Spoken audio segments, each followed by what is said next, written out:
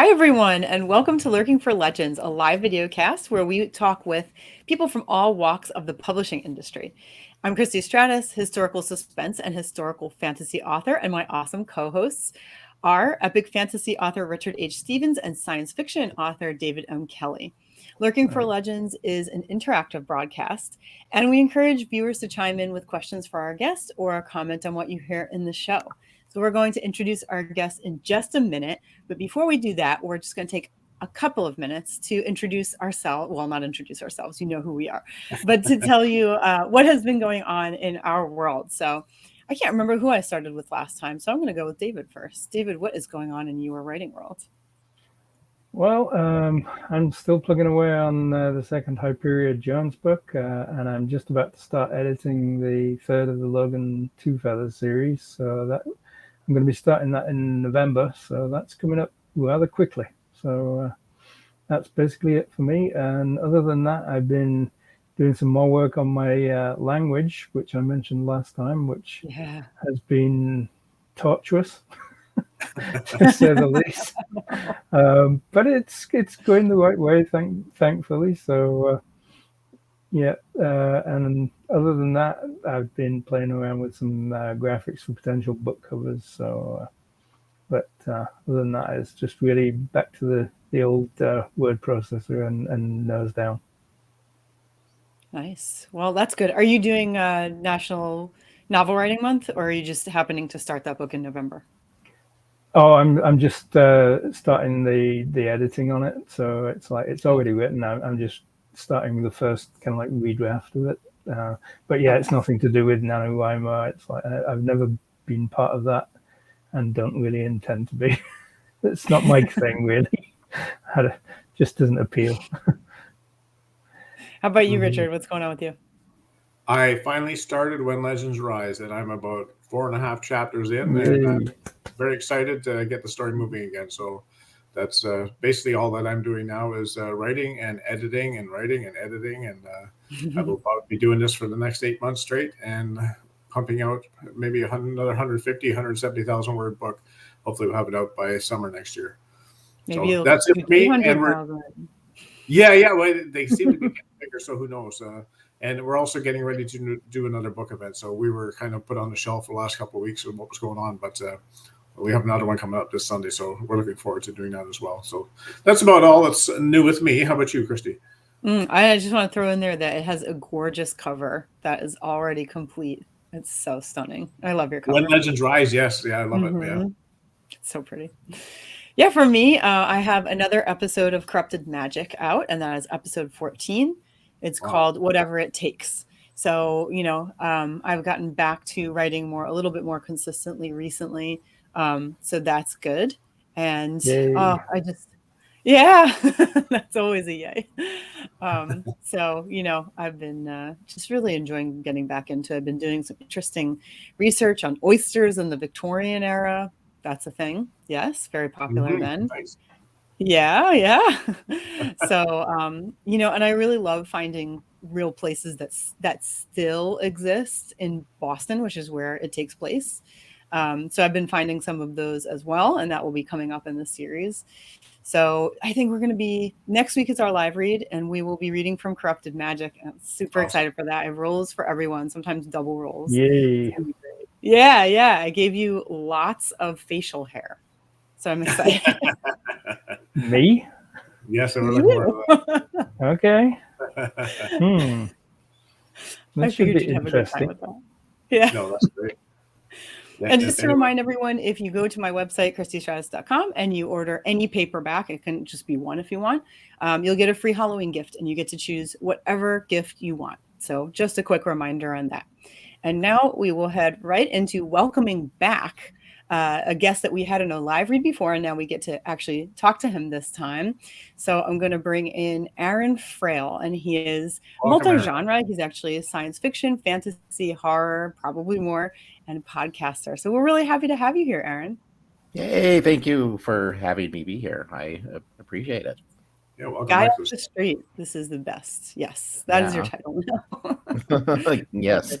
I saw, like, I just put Aaron Frale in originally, and then I saw everyone, oh my, there's like titles here, so I have to think of one fast. And I thought it'd be kind of funny, guy off the street, you know, like I was just walking around, and you're like, hey, be on my show. Okay. In here, yeah. Right. We've had that happen before, that's for sure. Yeah. And I'm just going to pop a link into the chat so you guys can see it. It is a link to a free book from Aaron called Time Burrito. And he's going to also tell us about a giveaway that he's going to do just on our show. So tell us a little bit about the giveaway, and then we'll get into your series too. Right. So just for this show, and so get your thinking caps on. I'm going to give away ebooks of the entire Time Burrito series. So that's books 1 through 4 of the Time Burrito series for whoever has the best answer to what would ruin your time travel vacation. So I'm looking for amusing answers. So if you're on a time travel vacation, you know, how does it get ruined? And we'll kind of look at that at the end of the show, and you could get the whole series. So cool. So let's just segue straight into what the series is all about. Yeah, so the Time Burrito series was me basically wanting to write something that is the stupidest thing that I could think of, and not have any constrictions on that. And the idea that I had come up with was a guy traveling back in time to make the perfect breakfast burrito. And so I said it in my school, University of New Mexico. I'm an Albuquerque local, so this is set in my hometown. And you know, I probably went to UNM for too long, in the sense that, you know, I got my undergraduate there. Actually, no, I got my undergraduate, and then I dropped out before I was finished. And then I came back, and then I decided to get a master's degree, and it was all in theater. So I was all in the UNM theater department for a very long time. And you know, I wanted to write, you know, something about UNM. And there was this guy that made burritos on campus, breakfast burritos, and he was kind of, you know, he was actually a very, very cool guy, and everyone really liked him and liked his burritos. And so I kind of thought, what if he wasn't cool and didn't make very good burritos and needed to travel through time to fix them? And so he kind of gets caught up in an experiment in the physics department that goes awry, and then gets caught up in a time travel adventure that ends in a cook-off for the best burrito. So that's fantastic. Ends in a cook-off. Well, it doesn't really get better than that then. Right. So why burritos? What is the fascination with burritos? Maybe is that something down specific to Albuquerque, or yeah, here in Canada it would be bacon. Yeah, no. Well, in a good breakfast burrito, there's going to be bacon. So, you know, I like it already. I know these are fighting words, and some, you know, like everyone has their opinion on as far as what's the best burrito. But for me, the best breakfast burrito is, you know, basically kind of hash brown potatoes, eggs, bacon, and then green chili. Like that's my perfect breakfast burrito here. And you could get those all around Albuquerque. And so breakfast burritos are kind of a thing here. And so that's sort of the fascination of burritos. It's definitely you know, I was in New York with some friends, and they said, get ready to eat a lot of falafel. And they weren't joking. Like the cheapest, easiest food that was like accessible everywhere was falafel. And so I kind of felt that the burrito is like Albuquerque's falafel, you know. That's awesome. You can if there's a street, you know, food cart, it's probably serves a burrito. So I'm just going to put my pitch in here for my answer to your question. And all right, I'm not trying to take the thunder away from any of our guests when they answer, but I think traveling too far back in time, discovering that burritos haven't been invented yet, might ruin my vacation. that would destroy the fabric of the time-space continuum, I think. So would I be stuck back in time at that point? I think you would be, actually. I think you would unravel reality. You know, I'd have to hope for Marty McFly to just happen to pass by in a DeLorean or something. Right. And that's the problem is you can't really get drive-through in the DeLorean, right? I mean, yes. the DeLoreans, like, they have that door thing, like, how can you pick up the burritos? At least you have a place to stick your garbage at the end of the day, though. It's funny. It's funny you mentioned the DeLorean. My favorite T-shirt that I own is I don't know who made this, but I think the artist is brilliant. But it's a picture of the DeLorean and the TARDIS in a car crash. So That's great. Yeah, I love that. yeah, I love that shirt. I don't know who made it. I got it like a long time ago from one of those pretty snobby like T-shirt websites. It's like, we make one T-shirt a day, and we never make it again. And the day that I saw it, I was like, this is the most amazing T-shirt ever. That's awesome.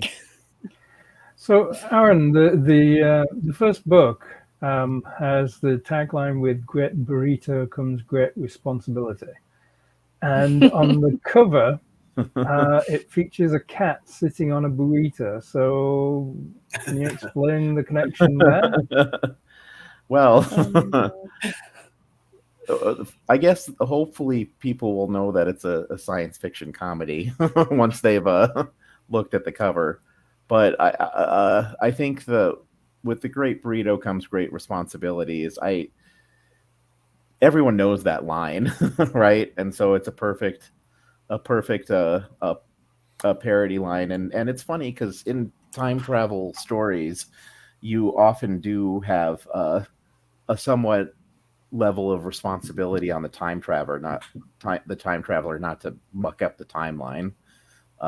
And of course, they do muck up the timeline in many ways. So, for example, the third book, this will be especially important to you, David, because in the third book, they essentially muck up the timeline to where thousands of years in the future, the only thing that survives from our world is anything that has to do with a Dave or a David. And in that, of course, exactly. So naturally, the natural order thing. But in that world, the only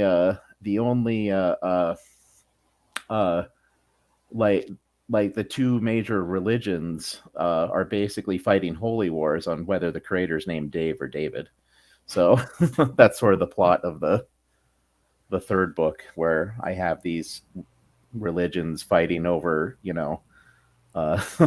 over Dave or David, and I go really in depth. That required a lot of research, because I had one point where they're quoting David Lee Roth lyrics as if they were hymns, So, right, because like David Lee Roth would be an ancient songwriter of hymn proportion. Right. Awesome. But that makes the Dave Matthews hymn people really angry. So, but yeah, that was the kind of tension I had. So it was a really weird research, because I had to like think about, if somebody in the future saw something that had to do with a Dave or a David and they turned into a religion, how would they do it?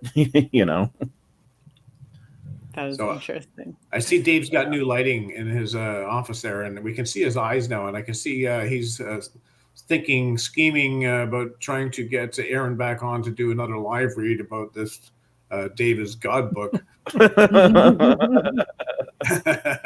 Well, yeah, I mean, it's understandable, isn't it, when you think about it? But to answer your question about the cat, there's a cat in the book. So it not only does it make a really kind of weird picture, but there's a cat that comes in. It comes in kind of Act 3, so you have to kind of get through to the cat. So who does your covers? Do you have a cover artist do your covers? So the first one, I did work with a cover artist, but I came up with the concept of it. I have her listed in the book. It was Janine. I'm trying to remember her last name, but essentially I found her off of, I think it was Kboards, one of the writing websites, And I basically said, I need you to make me a cat on a burrito flying through space. And the only reason I wanted that cover very specifically for Time Burrito is I wanted to be something that's just so ridiculous and stupid. At the time, I really enjoyed Kindle cover disasters. There was a website, or it was a Tumblr No or way. something. Yeah. So if you ever, they're defunct now. Kindle cover disasters doesn't post anything new anymore. But man, they had some really good covers on that website. I'm like, I want to be on that website one day. I'm just curious of her reaction when you explained to her what you actually wanted on your cover, because I'm sure she's probably never had anyone pitch to her that she wanted a custom cover with a burrito flying through space be ridden by a cat. Right. And that, so, yeah, yeah. Hers was LOL. I think, like, she thought it was funny. She was like, "This is really weird, but okay, let's do it." And then she did a great job. And then I honestly, it's funny because when I wrote the second, third, and fourth book, I lost her contact information, and so I couldn't really get a hold of her again. And I couldn't, like, I tried everything to get her to do the other covers, and I couldn't find it. So eventually, I went to a website called mibl.art.com, and they did the the other ones, and I basically gave them the cover of the first one and said, I want this, but for the second one, I want a plate of buffalo wings, and I want a bison on top of it going through space. And the significance of that one is the plot of the second book is they get an arch enemy who's named Barry Bison, and he's kind of a rival cook to the cook Pete, and that his rivalry is he wants to go back and change the word from buffalo wings to bison wings, so people will call them bison wings and not buffalo wings, and so he uses time travel to do that, and then mucks up the timeline, of course, and so that and then of course the other one I had the Statue of David. But I think the fourth book was really the most interesting because the fourth book actually happened to cross over with some geopolitical events happening. So like I go to this website, the MLB art, to do the fourth book cover, right? Because at that point they did a good job on book 2 and 3. So I'm going to do 4 with them. And so I literally ordered the book, and then a couple weeks later, they send me an email going, "We're really sorry, but your cover art might be delayed because Russia just invaded our country." And so they were in Ukraine. Like this company that makes the book was in Ukraine. Wow. And I'm like, that's fine. like I don't need cover art. Your country's being invaded. Like, please cancel the order if you need to.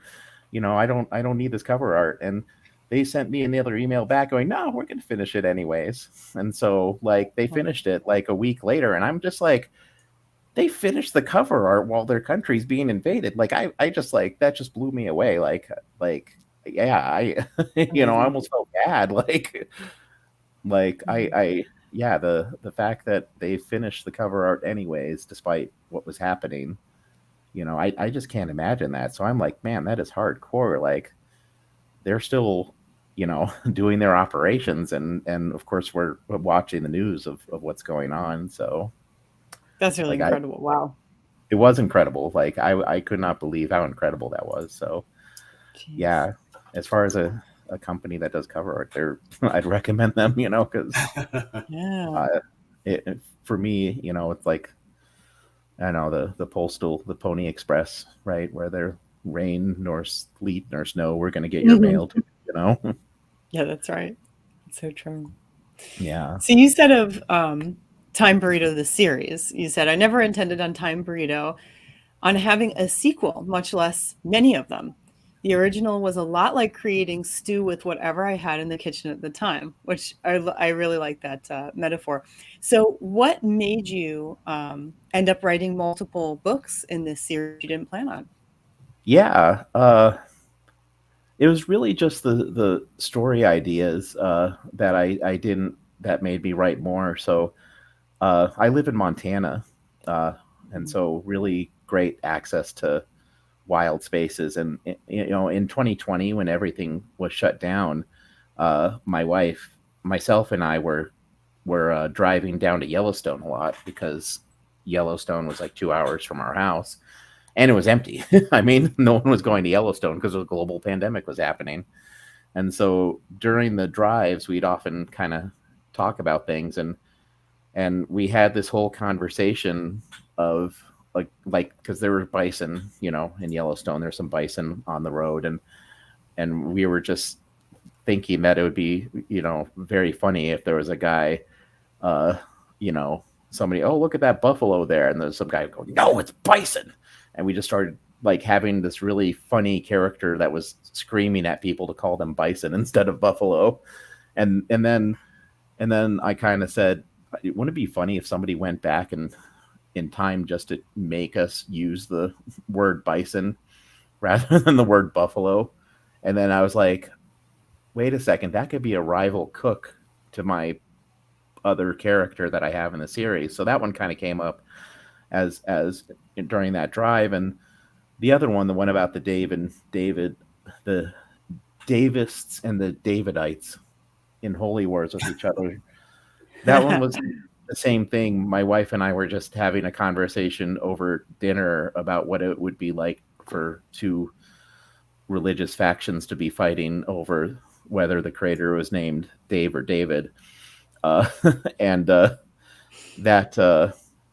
that conversation eventually turned into this idea where it would be funny if they got some DNA from a person from our time period, and it was just some normal dude off the street that happened to mean Dave, and they suddenly thought this person was the Messiah. Like what would happen then if somebody, if they took David from this show and cloned him in the future and said, oh, he must be the Messiah. So it all came from that conversation, because I was going to write a separate book for that one entirely as a standalone idea. But then I just realized that this is a time travel story, and I already have a time travel series. So it felt like I'd be doing it a disservice not to just include it in the time travel series. I must say that I'm not too impressed with you, because we have to live with Dave every week. We have to deal with him and putting all these ideas in his head. He's going to be hoping, going forward, where you can just like segue out of here and you don't have to see us anymore. But we have to put up with Dave every week. So if I know that we're going to go down this rabbit hole, I might not have brought you on the show. It's going to be difficult for sure. Well, if you're gonna, I see Christy's got an answer here too, and it shows it comes to my name as well. But I'm sure this is what Christy did, going back in time to see the dinosaur on the day the. I think this was David. Meteor. Oh, was it? Okay, well, I thought that was Christy. I didn't know Dave could actually access put it like under that. He's but sneaky. he is a god, so I guess he can do what he wants. No, he is, yeah, omnipotent being. So that is good. don't know. I just typed it in and it came out as Christy. So. Oh, isn't that funny? Yeah. That's awesome. So, are we Dave or Davidites then? You have to tell us. It's up to you now. What are we? Dave or David? Are we Dave or David? If we have to go ask Mr. Kelly here. Because I always call him David. Dave. Richard calls him Dave. So Dave. The only person who calls me David is my mother. And when she's annoyed with me. Your books are signed David. So I think Dave's having that internal turmoil as well. So it might have him. He might be having this godlike conundrum inside his head. I'd say follow the god myself. Well, now you just need to write your own religious, book. Like, you're already an author, so writing your own, like, what will be a religious book in 1,000 years. It could be like the new Dianetics or something like that. Do you? It could be. Yes. Yeah, Dianetics 2.0 or Davinetics. Davinetics. Oh, there we go. That's awesome. I love it. Davinetics. See, he's thinking here. So, so for anyone who tuned in a little late, Aaron's giving away a copy of his whole series of The Time Burrito. if he likes the answer to his question. And the question was, Aaron, What would ruin your time travel vacation? what we would have some- happen that would ruin your time travel vacation? Yeah, what would happen in your time travel vacation that would ruin it? And we have some good ones so far. Seeing the dinosaurs the day the meteor that killed them. That's awesome one, yeah, for sure. Yeah. Traveling back in time before burritos have been invented. Yeah, we got a juxtaposition there for sure. So we spent a lot of time on your burritos, but like you say, you have some things that are more serious as well. And do you want to talk a little bit about those? And how about what's coming down the pipe for Aaron? Yeah.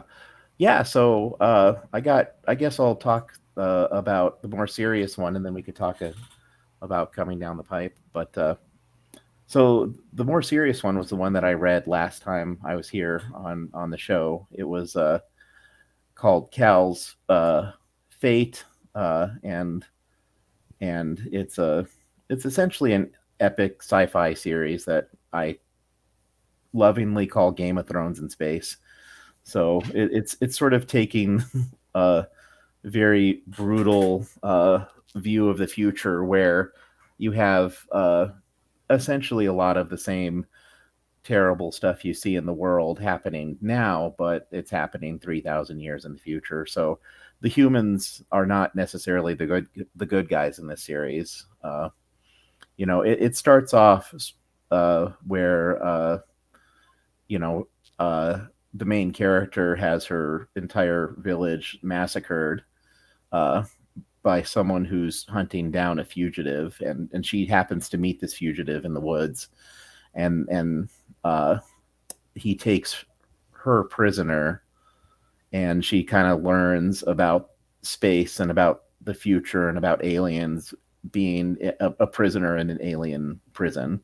But eventually she, escapes from prison and becomes a space pirate, and then eventually she starts learning about an ancient evil that's gonna, destroy everyone, and the joyful topic of the end of the universe and stuff like that. And so, right now I'm kind of doing my final edits of the third book in that series, which all the stuff that I've set up since the beginning has kind of come to a head in the third book.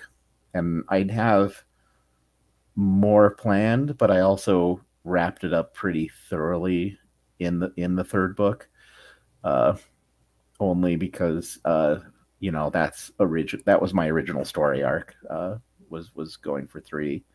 It wasn't until later that I thought of, I could do this too and that too with what I've already kind of set up there. So I kind of left a little thing at the end that allows me to expand if I need to. But yeah. That's great. So what is coming next for you? Are you going to be working on the next one in the series because you have more ideas, or is it something else? No, it's something else. So I'm going to embark on my first fantasy novel. Cool. Yeah. I've written the first novel in the series, and right now I'm in the act of writing the second one. I kind of like dumping a bunch of books on people rather than writing one and publishing it. And so I really want to publish the first one now because I like it so much, but I really am trying to discipline myself and get 3 of them. But I might not. I might be undisciplined by the end of writing the second one and just dump those 2, because that's what I did with the Sirius series. It actually worked out pretty well, putting 2 novels at once. But the one that I'm doing, the fantasy one that I'm doing now, is a comedy as well. And the first one is called My 3-year-old is a Barbarian and Other Parenting Problems. And the second one is called Orcs in Portland and Other Social Justice Issues. So the premise of the first book is essentially a bunch of high school students get Saturday detention, and their teacher casts an evil spell on them, and they all wake up in the heroes of this other fantasy world. And so the the mother character, the one who has a 3-year-old who's stuck going to detention with her 3-year-old, she essentially wakes up in the body of a halfling, and her son wakes up in the body of Conan the Barbarian, essentially. And so if anyone's ever so if anyone's ever had a 3-year-old, they love to do things like swing things around. So he has a giant battle axe and he loves to swing around, and she's a halfling. And it's funny because as a parent myself, the easiest way to distract a 3-year-old is to take the object away or tell him to do something else. But I set up the situation where she can't do that, right? She can't distract him easily. But there's other people around them, like there's the sort of manly jock character that gets put into the female water healing cleric person, and then there's his girlfriend head cheerleader that gets put into the paladin, and then the stoner that gets put into the fire mage, and the nerdy kid that gets put into the dwarf crossbowman. And so, anyways, they all get put into these bodies of the characters, and then that's sort of what starts the series. So they go, trying to, of course, find their way out again, but they have the heroes. And then I also do a parallel storyline where all the heroes of the bodies that they're in are now in their bodies in high school. So, oh my goodness. Yeah, so there's a whole other parallel storyline that's going on where the fantasy heroes are now having to, navigate high school, where splitting somebody's head open with a battle axe isn't a viable conflict resolution skill. So I can see their storyline being more problematic than the people who actually end up in the fantasy hero storyline. At least it'd be, everyone wants to be Superman, so they get to actually relive or live the D&D experience, whereas the actual fantasy heroes are now stuck in a high school setting, and how awful that would be. Yeah, absolutely right. And it's funny too, because the barbarian guy, he's like the hero of the realm, the one who slayed the dark wizard. I got to tell you about the Dark Wizard. He's my favorite character of the series, but he's the one that slayed the Dark Wizard and is the big hero, and he's stuck in a 3.5-year-old's body. And so he's like going to daycare, and he's a guy that has like conquered kingdoms, and and so his behavior by his daycare, people are labeled as precocious, and like, oh, that's so cute, and he's of course very upset because he's used to inspiring fear in people's hearts and all that kind of stuff. But the Dark Wizard, I gotta talk about this one, because this is the Dark Wizard was like the reason I wrote this series, because I was just sitting there thinking about Sauron from Lord of the Rings. And you know how Sauron is just sitting there in a tower for, I don't know, years. He's hanging out in a tower. And I was just like thinking, what if Sauron was hanging out a tower with his overbearing mother for all those years? And that's the main character. That's the main evil wizard of my story. So he's like this evil wizard, that is sort of the reason why they get stuck in the world, and he's kind of the bad guy of the hero. But I have his mom with him the entire time, and she's like, of course, like, well, if you're gonna eviscerate someone, you better do it right, and stuff like that, and as always, giving him tips about how he can be better. And of course he doesn't enjoy those tips and has a very antagonistic relationship with his mom, but he's so much fun to write, like that character. And then by the second book, his mom so in the first book, the mom learns about the holiday Mother's Day, and of course she always feels like disrespected and like no one really appreciates her.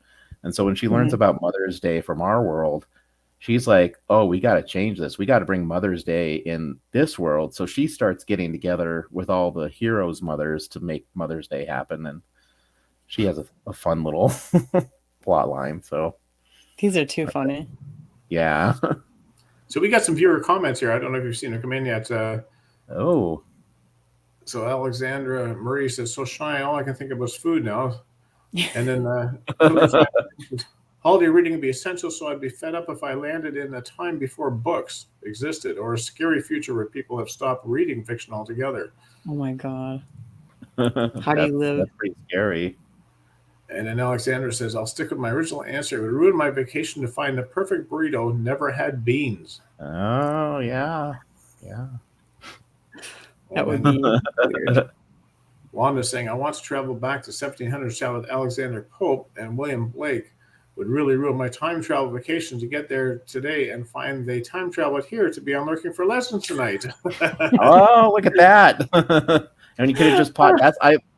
Wanda, that's a good one. I think Wanda's trying to win a set of books from all of us. I think Wanda's trying to win it. Yeah, that's a good one. Oh my God. And Alexander also says, "What's the difference between an epic sci-fi and any other sci-fi, or epic fantasy versus other fantasy?" I always wondered, and that's a big topic, because when I started writing fantasy, and I was trying to think of how do I label my fantasy. Like, I think it's epic, and then I'm thinking, oh no, maybe it's high fantasy, and then I'm thinking, no, it's not high fantasy, so I don't have the battle of the houses really as they do in Game of Thrones, but it does take place in a different land, so. I think there's fine lines differentiating a lot of these genres. Yeah, I think epic is like larger than life in a way, where it's the scope is very vast, and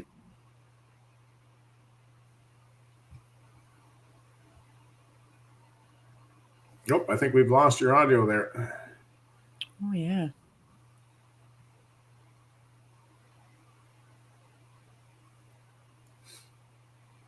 So keep coming with the answers. Those are awesome answers. I didn't even realize were populated. I was just concentrating on Aaron when he was telling us about his books there, and all of a sudden I looked over and I saw these comments in the chat. So those are great. Facebook has been a little bit difficult with StreamYard, so we really appreciate your patience if we don't see it right away. Sometimes it just doesn't pop up for us right away. These are fantastic comments, though. So Aaron, it looks like you're muted now. You might have clicked your mute button by mistake. It should be there's little boxes below the screen there. There we go. Yep, you're back. Okay, awesome. Hey. Just the mute button. These headphones that I was wearing sometimes go in and out, like when I'm playing Discord with my friends or something like that. Yeah. No, that's. Sure. So I just throw them out when it does. But I was gonna say, they mentioned holiday reading in the comments, and I do have one holiday book. I have a Christmas book, really? and it's about an elf who waterboards for Santa. So I was reading about that. I was thinking that would be a really cool book, because it doesn't look like your traditional Christmas. No, yeah, it's called Christmas Elf Secret Agent, and it's basically about an elf who does like waterboarding and kind of CIA torture tactics for Santa. Making sure the toy manufacturers are in line and stuff like that. And that has another great tagline, doesn't it? Every time a bell rings, an elf gets his Glock. Yep. Every time a bell rings, an elf gets his Glock. I think that one and Time Burrito are my two favorite tags I've ever written. Only because everyone knows the quotes they came from. Yeah. Yes. Right. So I was looking through your site, and I was looking at and in your books, and I was trying to get an image of the Bison agenda, and I found it through Amazon, and then of course I clicked on the reviews, and it's got a bunch of favorable reviews, and one of them said the second book in the Burrito series is just as gigalastic as the first. Well, it certainly kept me amused, as in moose. I guess I'm not sure. That's a bit of a stretch for my Bison, but the author takes us deeper into time, moving backwards and forwards, and so it's kind of fun to see that your people that are reviewing your books are actually getting involved in the fun with you. I think that's really cool. That's what I love seeing. I totally love seeing that in reviews. Like, because of the cat on the cover of the first book, there's a bunch of cat puns. Like, I'll have to go check those out. Yeah. Fun. Time Burrito has so many cat puns in the reviews. So I haven't seen much Dave or David related puns in the third one. There aren't really any. That's why. I mean, omnipotent being. You don't want to No, you don't want to mess with them. No. We tread carefully around Dave. Blessed be his name. How many books in total do you have out, Aaron? Because I was looking at your Amazon page, and it looks like a lot. It looks like a lot, and there's more series, I think, than what we've talked about. Yeah, there is more. Yeah, there's a couple more series. I'm guessing 20 in total. Wow. I think a lot of them are short stories, so I don't count those whenever I think of the total. But yeah, I'm guessing 20 in total, or it might be 20 after I publish these new ones that I have coming down the pipeline. Because I have another one where I'm going to do a comedy suspense one, so it's going to be no sci-fi or anything, but it's that one is about a thief who steals a mafia don's dog, and then gets caught on this adventure where the mafia don is threatening to break his legs unless he gets the dog back, but then he finds the dog is part of some big international conspiracy. And I don't know, a guy and his dog always seems like a good recipe for comedy. So but yeah, so there's that one that I have. That one I put up on Kindle Vella, but I never had a good experience with Kindle Vella. Like no one read it, so I'm like, well, publish it. Yeah. But anyways, yeah. Mm-hmm. Yeah. If anyone knows the secret of Kindle Vella, I'm happy to. But I'm happy to learn that secret, but I don't know what it is. I get more traction from releasing things as books. So, but yeah, I'd say about 20. There's another series called Tuners that's set in Montana. So it's my series set in Montana, and that's about people that have the natural ability to hear universes that are close by. So they hear parallel universes kind of through their headphones. And so when they hear the tuning noise, as it were, they can step through portals to these parallel universes. And that one is a little halfway serious, a little halfway comedy. I would say it's more serious than comedy, but there are some sort of action adventure-y comedic moments. Like there's a guy named Meat Hook that has a giant hammer who says incredibly bad puns whenever he uses it, and the reason I went with medieval weaponry is I essentially decided that I didn't want guns being in this universe, or they have the ability to travel between universes, because it would be very quickly about who has the best technology. They would win, right? Like you'd think if you could travel between universes and somebody has more advanced weaponry, they would just dominate every other universe eventually. So I made it to where, like, there's an explanation in the book for those who like, sci-fi explanations. But I made it to where essentially if someone travels with a gun through the tuning, portals, the gun gets rendered inoperable in the new universe. So they all travel with medieval weaponry, right? So they all travel with swords and hammers and bows and arrows and daggers and stuff like that. And so, when they're in conflict and fighting in other universes, they have to rely on their weapon, their wits and their stuff. And then I did make a little bit of leeway for some technology to go through, so they could also kind of have spy gear going on. And I gave essentially the reason I gave for that was there is this mysterious universe called Universe 1. So each universe had a designation, a number. Ours was like 87 or something like that. But Universe 1 was the first universe, but no one has ever heard of Universe 1 or knows what's happened to Universe 1.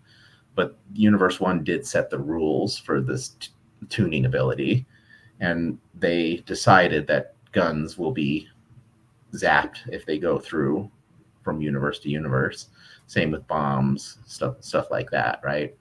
But they didn't. But they said, like a med kit or something like that's okay to go through. So that's essentially the way I get around the whole gun problem with this, because I felt like that would be a big problem in advent of just people can travel from universe to universe at will, you know.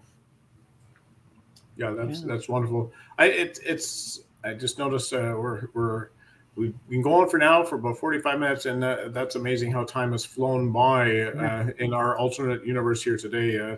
I think I think we're mesmerized by realizing that Dave's actually a god and everything else that's come out in this show today. Before we leave you, Aaron, and Dave will probably send you a check for this anyway, but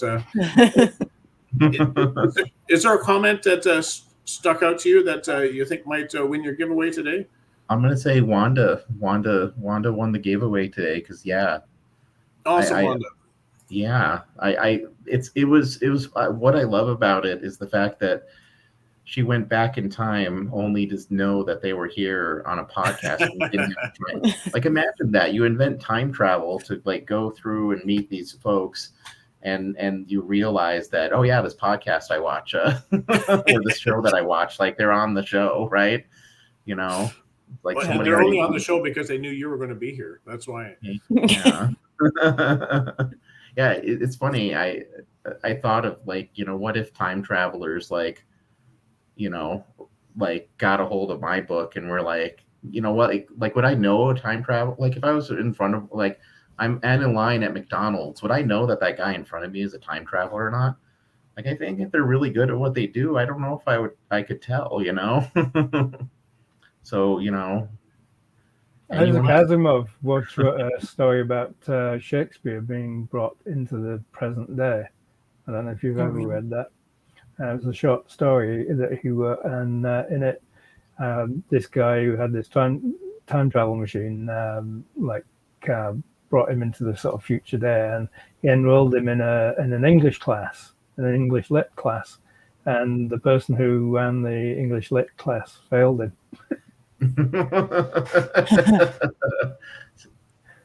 I think you would know, Aaron, if you're in a McDonald's line and the guy in front of you had sticking his out of his back pocket the next book from the time traveling burrito series that you haven't released yet. I think that would be a clear indicator that you have a time traveler in front of you. That would be clear. Yes, that would be a clear indicator. It would also make me actually kind of pleased, because then I would be like, oh wow, my book has survived to the point where time travel exists. But like, that's pretty flattering in itself. Would you be tempted to read it before you've actually written it? That's my question. Yeah, I think I would actually. I'm sorry. I know that's like everyone wants. No. I'm gonna go for no. It's like, tell me, writing a book is hard. You mean I could copy and paste this stuff and you know? That would be awesome. Reading the last page before you even written it. I could plagiarize myself, and but am I plagiarizing myself? For sure, yeah. Anyway, Aaron, thank you for coming on today. We really appreciate you being here. And talking thanks for being here. I love the concept of a time traveling burrito. I would never ever in my wildest dreams think about something like that. So I commend you for coming up with such an awesome idea like that. Well, thank you, and thank you for having me. It was fun being here. I thoroughly enjoyed being here today. So, yeah. And where can we find your books if people are looking for Aaron Frale's books, other than obviously on your website, which is on our screen? Yeah. So on the website, won'tchangetheworld.com, Amazon.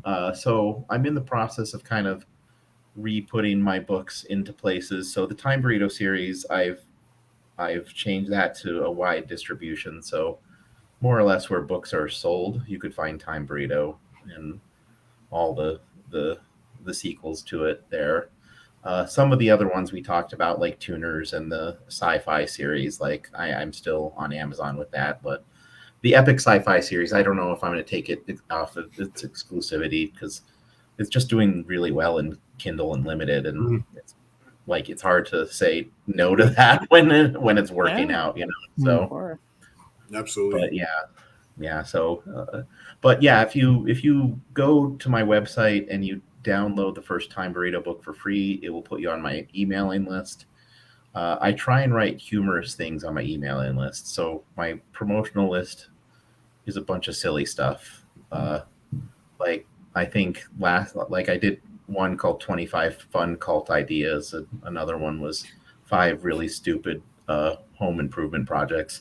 So if you're on my mailing list, I try to be entertaining, but you also get to know about when my new books are coming out and stuff like that. And the way to get on it is to go to the website and download Time Burrito for free. So, all right, perfect. No, that sounds great.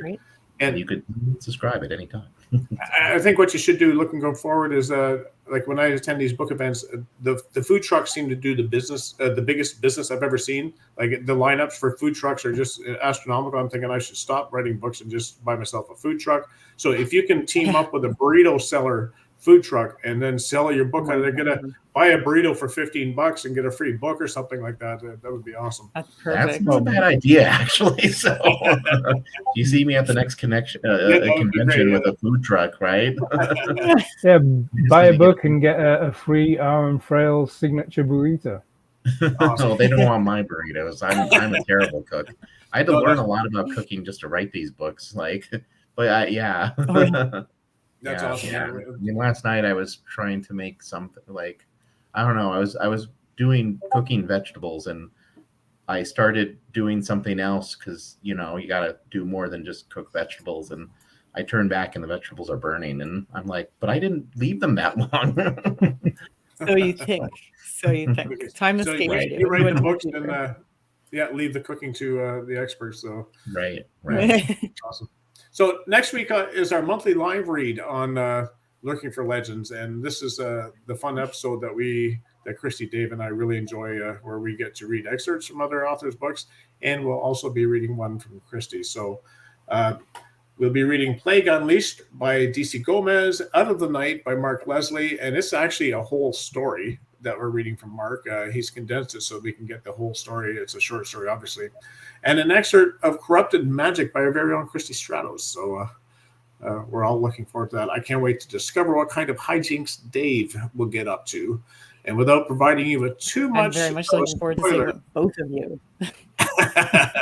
Well, it seems like my parts, I don't, there's not a lot I can do with my parts, but let's just say without providing a spoiler, there might be some catnip, preoccupied writer, and a great volume of facial hair might be in store for Dave's future. So it should be quite interesting to see what happens on Dave's side. Dave always gets the very interesting characters. I don't know how people typecast him like that, but he always gets the wild. Really? So anyway, thanks again, Aaron, for being on our show. And for Christy, Aaron, Dave, and myself, until we meet again, take good care, everybody. Good night. Good night. Good night.